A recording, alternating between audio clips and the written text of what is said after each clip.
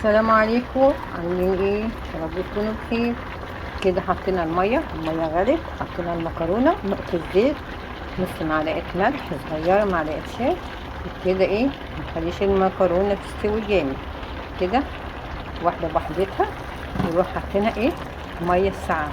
كده نقول بسم الله الرحمن الرحيم، نفتح عليها ايه الميه كده، نقلبها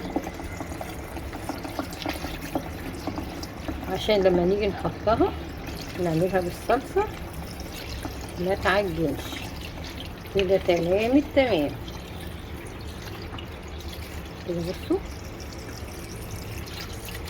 نزلنا ايه النشويات اللي فيها، نعمل الصلصه.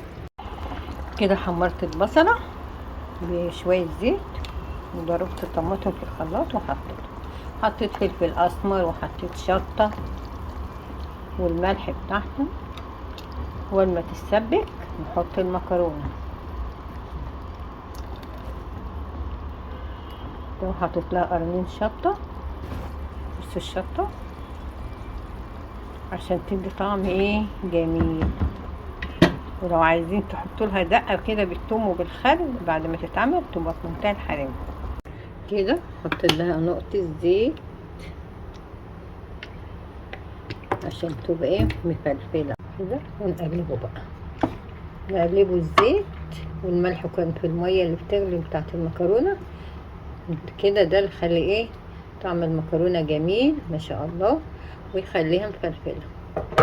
يلا نشوف الصلصه. نحط المكرونه ايه في الحله، بسم الله الرحمن الرحيم، وتكون اتسبكت الصلصه نحطها عليها بقى ان شاء الله.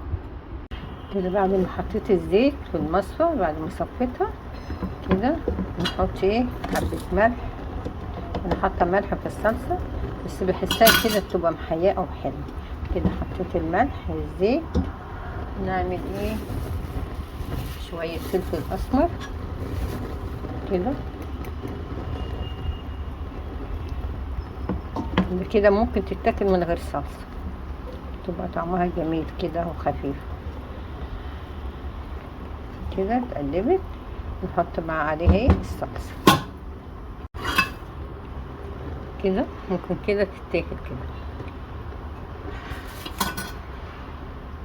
طعمها جميل قوي قوي.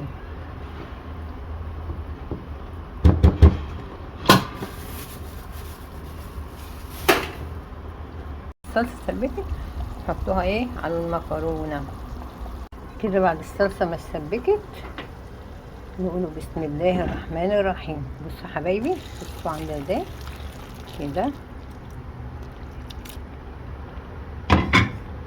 كده نقوله بسم الله الرحمن الرحيم، ونقلبه بقى المكرونه تتشرب في الصلصه. لو بتحبوا الشطه بقى شويه شطه كده تبقى ايه توديكوا في حته تانية. بسم الله الرحمن الرحيم. لسه بقى بصوا عامله ازاي، لسه بقى ايه خليها ايه تتشرب من الصلصه، نوطي عليها. بصوا حبايبي، بخليها نص سوا لما اغليها في الميه، والنص التاني بكمله في الصلصه. وبرده ما بطلعهاش مستويه قوي، بحب كده لها مضغه حلوه كده، ما تستويش جامد. بصوا حتى لو باتت عندكم ممكن تسخنوها ما يجرالهاش حاجه، عشان مش مهريه. ما تخلوش المكرونه تستوي زياده عن اللزوم في الميه. غلوتين كده وتطلعوا تكمل سواها في الصلصه. لا صلصه لا، ما بحبش المكرونه بالصلصه دي، تبقى طعمها مش حلو. صلصه الطماطم اللي انتوا تعملوها وتاخد شويه بقى كده في الطماطم المسبكه برضو ما تسواش زياده عن اللزوم كده، تبقى واحده بوحدتها في منتهى الحلاوه. ولو جنبها حبه دقه كده بالثوم وبالخل، ما اقولكمش على جمالها. دوقوها انتوا جربوها وقولوا لي في الكومنتات ان شاء الله. هي المكرونه بسيطه، ابسط ما ممكن اي حد يعملها او اطفال ممكن يعملها، بس فيها خطوات لو عملتوها لاخر واحده مكرونيه طعمها خرافه. يلا جربوا كده الخطوات دي.